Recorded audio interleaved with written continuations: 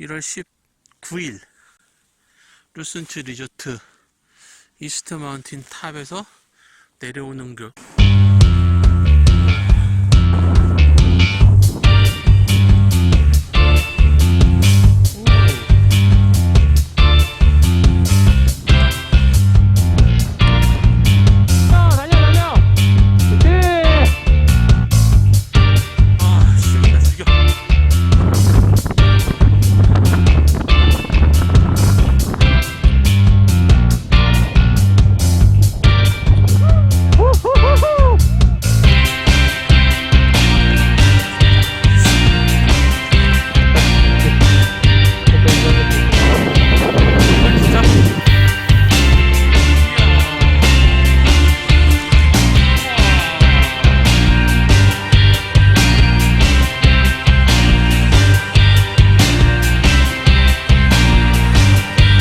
철저하게 준비할 수 있도록 무엇을 해야 되는지, 스키 장비나 실력, 나랑 동행하는 사람이 어느 정도 수준인데 어디에 가야 되는지, 또 어디가 좋을 때 가야 되잖아요. 이동은 어떻게 하는 것인지, 어떻게 해야 되는지 일단은 상편으로 한번 나눠볼게요.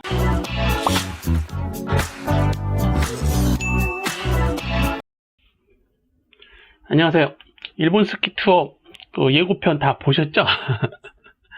예고편에 또 댓글로 어디가 좋은지 물어보시고 또 관련 정보를 원하시는 분이 꽤 있으셔가지고 이걸 좀 더 자세하게, 아직 시간 많이 남았잖아요. 내년까지 코로나 덕분에 철저하게 준비할 수 있도록 그걸 다 준비하는 정보를 상세하게 알려드리는 걸로 이렇게 준비를 했어요.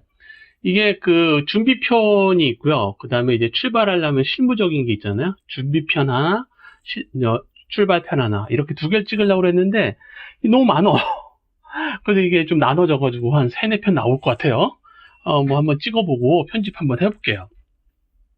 자, 저 앞에서 409군데 설명드렸고요. 이렇게 쭉 가는 거. 자, 그래서 탑 10 중에 8군데 정도 다음 시즌에 제가 가서 리뷰한다고 말씀드렸잖아요. 그럼 이제 실제 여러분들이, 저 말고 여러분들이 실제 일본 스키 투어를 준비하기 위해서 무엇을 해야 되는지, 이제 준비, 출발할 때 또 하는 것도 따로 있고, 무엇을 해야 되는지 또 그것도 매우 중요해. 일단은 첫 번째 스키 장비나 실력, 이 준비가 돼야 될 거 아니야. 말 그대로 죄송한 말씀이지만 왕초급인데 가면 탈 수 있죠. 관광하고 즐길 수 있어. 근데 온전히 즐길 수가 없잖아. 그래도 어느 정도 기술이 돼야 되잖아. 그래서 스키장 갔으면 다 돌아다니고 와야 될 거 아니야. 이런 얘기들이에요. 스키장 그런데 나랑 동행하는 사람이 어느 정도 수준인데 어디에 가야 되는지, 이것도 좀 고민이 돼야 돼. 그럼 이제 언제 가야 되는지, 이제 내가 시간 맞춰서 가는 것도 좋지만 가서 어디가 좋을 때 가야 되잖아요. 비 오고 막 그러는데 가면 안 되잖아. 실제 구체적으로 이동은 어떻게 하는 것인지, 어떻게 해야 되는지, 가서 밥 같은 거 어떻게 먹어? 식사 같은 거 어떻게 하고? 숙소는 어디서 자야 돼? 리프트권, 우리나라는 카드 할인 같은 거 막 해가지고 리프트권 싸게 사잖아요. 그거 어떻게? 또 그 마찬가지, 또 슬로프는 또 가서 그 수많은 슬로프 중 어딜 타야 되는 거야? 그거 선택하는 방법이라지. 그런데 스키를 타도 우리나라 같은 경우에서 하루 종일 타시는 분들 계시지만 대부분 반나절 타잖아요. 반나절 타면 너무 힘들어. 일본은 더 그래. 엄청 힘들어. 다 타고 난 다음에 한 반나절 타면 녹초가 돼. 그러면 이제 오후에 뭐해? 뭘 해야 될 거잖아. 스키장에서 뭐 해야 될지. 그런 거. 가장 중요한 이제 안전. 이제 안전하게 투어를 갔다가 안전하게 돌아와야 될 거잖아요. 부상당하고 그러면 안 되잖아. 그런 부분에 대해서 이야기를 나누도록 할게요. 일단은 상편, 하편으로 나눠질 것 같아가지고 일단은 상편으로 한번 나눠볼게요. 첫 번째 이제 활강 능력, 이제 스키, 보드, 기술 능력을 말하는 거예요. 당연히 이제 능력이 좋으면 좋을수록 좋겠죠. 우리 이제 김현민대 스키 타는 모습이고 최재호 선수 목을 타는 모습인데 이렇게 잘 타지면 좋지. 막 좋은 거야. 좋은 건데 그럼 이런 사람들만 일본 스키 투어를 가야 되느냐? 아니에요. 그냥 중급. 중급은 뭐라고요? 상급 코스를 넘어지지 않고 내려올 수 있는 거. 상급 코스에 막 넘어지고 구르면 안 돼. 왜냐하면은 우리나라 상급 코스를 얘기해요. 우리나라 상급 코스를 넘어지지 않고 내려올 수 있으면 일본 스키장의 모든 코스 다 내려올 수 있어. 대부분. 물론 이제 최상급이나 뭐 부정지 3연이나 이런 거 빼고 나머지 코스는 다 내려올 수가 있어요. 그 정도 중급이지만 적어도 우리나라 코스는 다 다닐 수 있는 정도 수준이 되면은 좋다. 그런 수준이 된다면은 일본에 가서 즐길 수 있다는 소리예요. 물론 그렇지 않고 그냥 뭐 보겐하고 그다음에 뭐 턴 페라르탄 조금 되고 해도 충분히 가서 즐길 수가 있어요. 왜냐하면 슬로프가 다 정비를 해놔. 정설을 해놓은 슬로프가 다 돼 있어요. 그런 데로만 다니면 돼. 그런 데로만. 그런 코스들이 다 있어요. 무조건. 어딜 가더라도 우회 코스가 다 있어. 물론 이제 부정 3연이 따로 있고 옆으로 돌아가는 코스 다 있어. 그렇기 때문에 그리고 또 다 자연설이잖아. 우리나라는 넘어지면 아파. 넘어지면 막 부러지기도 하고 막 그래요. 근데 일본은 눈 내린 자연설이에요. 얼마나 푹신푹신해요. 넘어져도 안 아파. 물론 아플 수도 있어요. 다칠 수도 있고요. 하지만 웬만해서 잘 안 아파. 그렇다고 막 넘어지는 소리는 아니에요. 그렇기 때문에 중급차도 상급 코스를 구르더라도 내려오고 편하게 탈 수 있다는 거죠. 그래도 상급을 내려올 수 있는 특별한 기술이 있어야 되잖아요. 적어도 상급을 내려올 수 있어야 되잖아. 일본 스키 투어 갔을 때 같이 교수님들 만나서 같이 갔었는데 그때 65세 되시는 정년 퇴임하시는 교수님이야. 기념으로 오셨어. 여기가 어디냐면은 아삐 도호쿠 지역의 최고의 리조트 아삐 리조트 최상급 코스예요. 30년 중급이야. 근데 최상급 코스 너무 가고 싶어. 너무 궁금한 거야. 근데 어떻게 못 가잖아. 그래서 그걸 탈 수 있는 치트키죠. 방법이 있어요. 방법.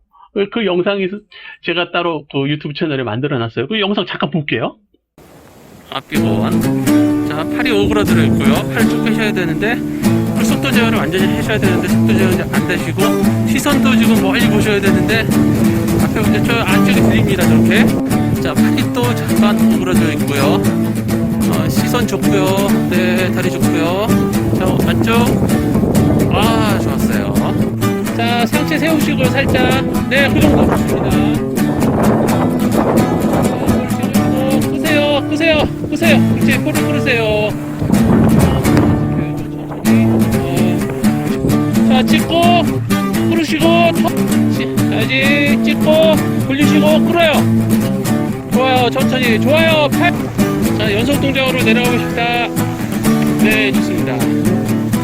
손도 엉덩이에 빠져있으니까, 속도감이 붙는 느낌이 들고, 끄는 거 좋습니다. 아주 잘 끌렸어요. 좋아요. 자세가 많이 내려가 있기 때문에 속도감을 느끼고 있어요. 지금 너무 많이. 지금 팔도 안쪽 팔이 좀 또 풀어져 있어요. 지금 좋습니다. 지금 괜찮고요. 지금 제가 여기서 1시간 레슨 했어요. 1시간. 최상급 코스 27도 정도 돼요. 용평의 레드보다 더 세. 그런 곳이야. 근데 자연설이어가지고 넘어져도 별로 안 무서워. 밀리지도 않아. 아이스반 하나도 없어. 푸시푸시. 여기서 처음에 이제 보게나에서 내려가시는데 폴을 찍어가지고 무게중심 옮겨서 넘기는 그 이제 기술이 있어요. 그 기술을 쓰면은 최급경사라고 하더라도 돌릴 수만 있으면 내려가는 거야. 돌릴 수만 있으면. 1시간 딱 하니까 내려가죠. 여러분들도 이 영상 자세히 보시고 중급이면 최상급자 코스에 가셔가지고 경사도 센 데서 이거 한번 연습해보세요. 중급자분들은. 그러면은 상급자, 이거 봐라. 내가 못 내려오던 상급자 코스를 내려가지네? 내려갈 수가 있게 돼. 최소 이건 해야 돼. 최소 이 정도 기술은 본인 걸로 만들어야 일본 스키장에 갔을 때 가다가 길을 잘못 들었어. 최상급 코스야. 저 다시 올라갈래요? 안 돼. 뭐 페트롤 나 이제 내려가게 해주세요. 밀고 내려가? 안 돼. 그럼 걸어 내려가면 넘어져 막. 걸어 내려가기가 어려워. 그럼 내려가야 될 거 아니야. 내려갈 수 있는 특수한 기술이에요. 이 정도는 연습하셔야 돼요. 이번 시즌 아직 많이 남았으니까 이거 연습해보세요. 그러고 난 다음에 일본 스키 투어를 준비하시면 될 것 같아요. 자, 그 다음은 이제 스키 장비. 그러면 일본 스키 투어를 갈 건데 장비를 어떤 걸 가져가야 되는지 또 궁금하시잖아요. 준비하는 게 다르단 말이에요. 우리 보면 이제 F1 경기장 가면은 뭐 400km씩 막 날아가잖아요. 차가 한 5cm. 그러니까 차가 그 바닥하고 한 5cm 정도밖에 차이가 안 나. 무슨 소리예요? F1 경기장 완전히 거의 뭐 유리장이야. 그런 데에다가 뭐 굴곡이 없어. 그냥 타닥 막 타고 내려가는 거야. 알파인 스키 그렇게 타는 거죠. 레이싱 스키 그렇게 타는 거야. 그렇게 타야 되는 거. 물론 이제 뭐 터지기도 하고 그런데 그래도 그렇게 정설이 쫙 된 사면에서 쫙 타고 내려가는 거야. 우리나라도 이런 스키들을 많이 즐기시잖아요. 근데 일본 스키장은 그런 데가 별로 없어. 별로 없다기보다 대부분 오프로드가 돼. 왜냐면은 눈이 많이 내리잖아. 눈이 많이 내리니까 아침에는 정설 쫙 해놔서 굉장히 좋아. 굉장히 이렇게 정설돼 있으면 눈이 막 내려서 뭉쳐서 그러면 못 내려가지. 물론 그 눈 내리는 이런 파우더 상태 이런 데를 타려고 가기도 해요. 근데 그렇지 않고 일반인들이 일본 투어를 갔는데 이런 사면을 만났어. 어떻게 내려와? 이게 보통 알파인 스키 있잖아요. 알파인 스키 같은 경우는 이렇게 볼록하잖아요. 위에가 이렇게 잘록하게 들어갔다 다시 들어가는. 이게 왜 그러냐면은 스키에 회전 반경이라는 게 있어요. 그리고 스키가 이렇게 돼 있어. 꽉 눌러주면은 여기서 스키 사면을 타면서 리바운드를 받으면서 휙 돌아가게 돼 있어요. 대전 스키는 좀 그걸 넓게 돌고, 그 다음에 일반 카빈 스키, 회전 스키들은 짧게 돌아요. 쭉쭉쭉쭉쭉 이렇게 가는 거야. 그런데 그렇게 하려고 만약에 파우더에서 눈이 많이 뭉쳐 있어. 그런 데에서 우리나라는 눈이 뭉쳐도 대부분이 넘어갈 수가 있어. 근데 일본은 눈이 뭉쳐 있는 게 눈이 어마어마하게 뭉쳐 있어 그냥. 그러면 그런 식으로 탁 치고 들어오면 어떻게 돼? 스키가 팍 꽂히는 거야. 팍 꽂히면 어떻게 퉁 튕겨 나가는 거지. 그래서 되도록이면은 일본 스키 투어로 갈 때는 올라운드 스키 또는 파우더 스키. 파우더 스키는 특별하게 더 폭이 넓어. 폭이 넓고요. 이 스키가 밴딩이 져가지고 이렇게 배처럼 이렇게 돼요. 들어가면은 눈 위에 둥둥 떠 있는 거야. 구름이 나른다고 보잖아. 보드도 마찬가지예요. 알파인 보드, 기존 알파인 보드 가지고 타면은 팍 꼽혀.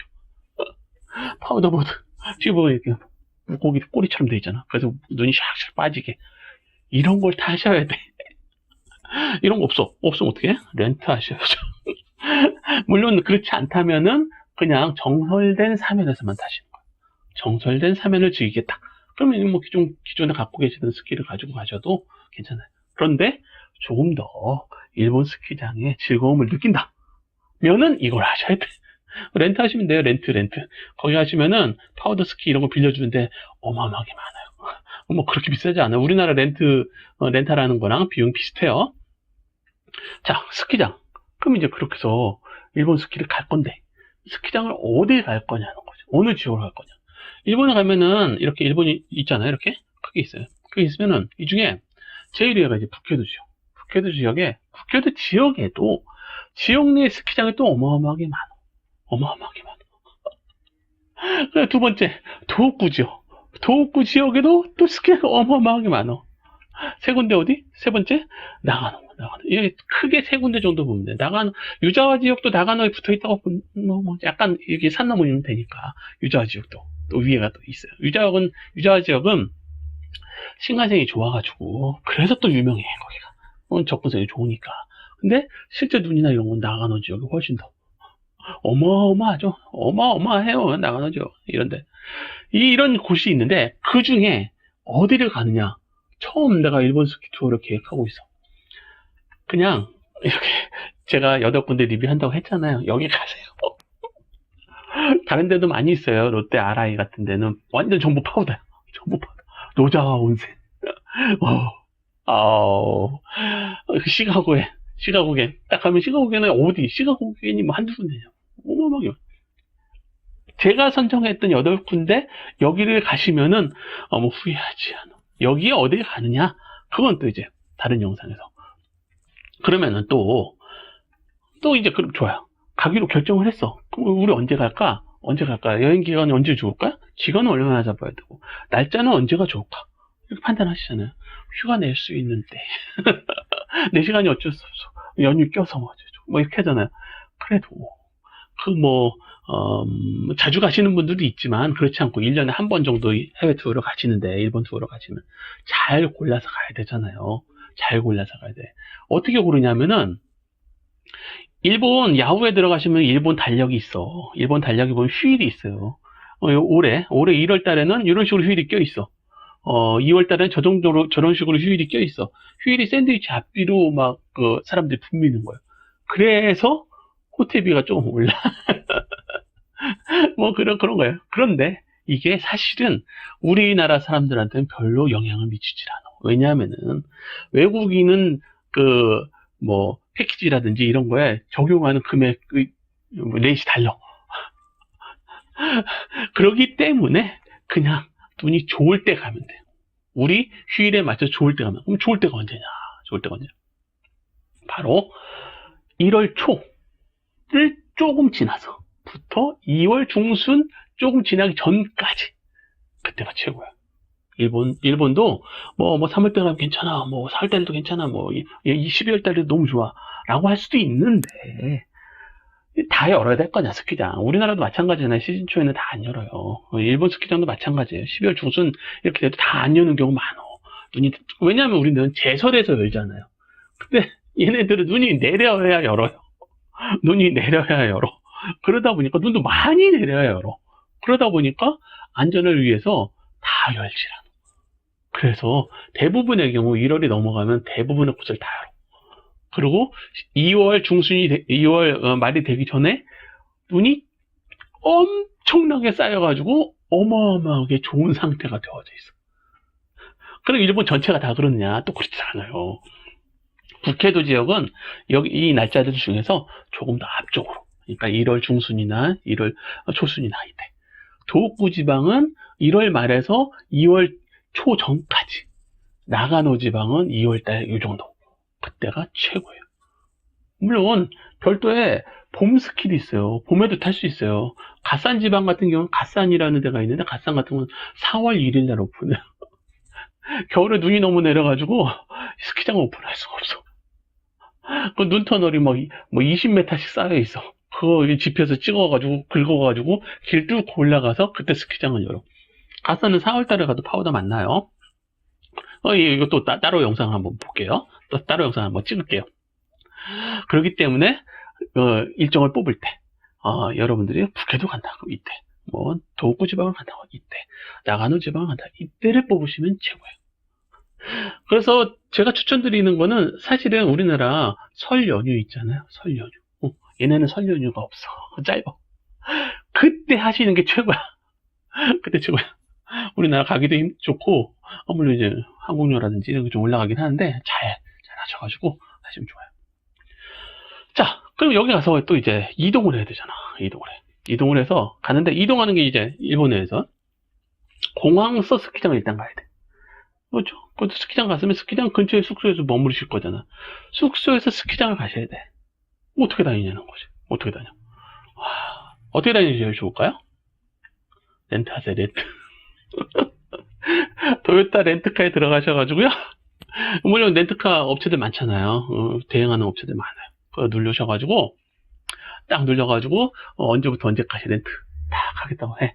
하면은, 딱 금액이 딱 나와 있어. 이게 도요타 렌트카에 보면은, 회원요금은, 19,000엔, 19,250엔. 그 다음에 비회원은 27,500. 회원요금, 회원 가입하면 돼. 그냥 하시면 안 돼요. 회원 가입하셔가지고 하세요.